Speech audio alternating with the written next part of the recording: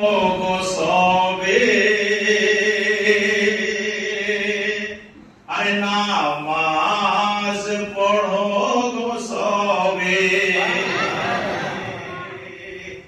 যারা রোজা রেখেছেন তারাই বললো সুবহানাল্লাহ, যারা রোজা রাখেন না তারা কিন্তু একদম বলেন না। বেশি আমাদের সাপোর্টে তো বলছে না, তাহলে আমরা চুপচাপ থাকি।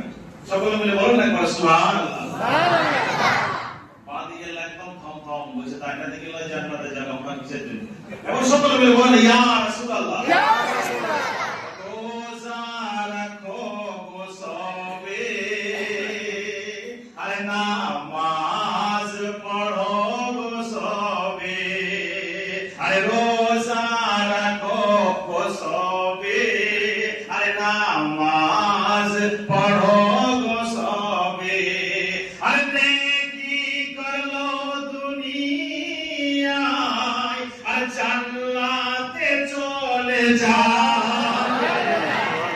রোজা রাখো গো সবে নামাজ পড়ো গো সবে। আরে রোজা রাখো গো সবে আরে নামাজ পড়ো গো সবে। আরে নেকি করলো দুনিয়ায় আরে নেকি আর জান্নাতে চলে যাবে। রোজা রাখো গো সবে আরে নামাজ পড়ো গো সবে।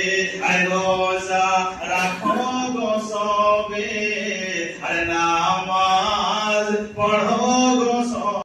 মানে ওই নামটা আপনাকে আজই জপতে বলছে, বলুন সুবহানাল্লাহ।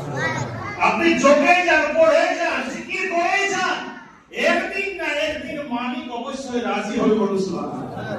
একদিন আপনার ভুল হচ্ছে, পরের দিন আপনার ভুল হচ্ছে, তারপরের দিন আপনার ভুল হচ্ছে, লাগাতার এই জন্য অপশন দেয়া আছে যে 40 দিন পর্যন্ত আল্লাহ মাফ করছে, বলুন সুবহানাল্লাহ। বান্দায়ে মুমিনের 40 দিন ভুলটা আল্লাহ মাফ করে দিচ্ছে। তাও বান্দায়ে মুমিন বলছে আমাকে সাক্ষী রেখে আমি যেমন ভাবে আমার নবী বলছে জিস तरह मैं नमाज पढ़ता हूँ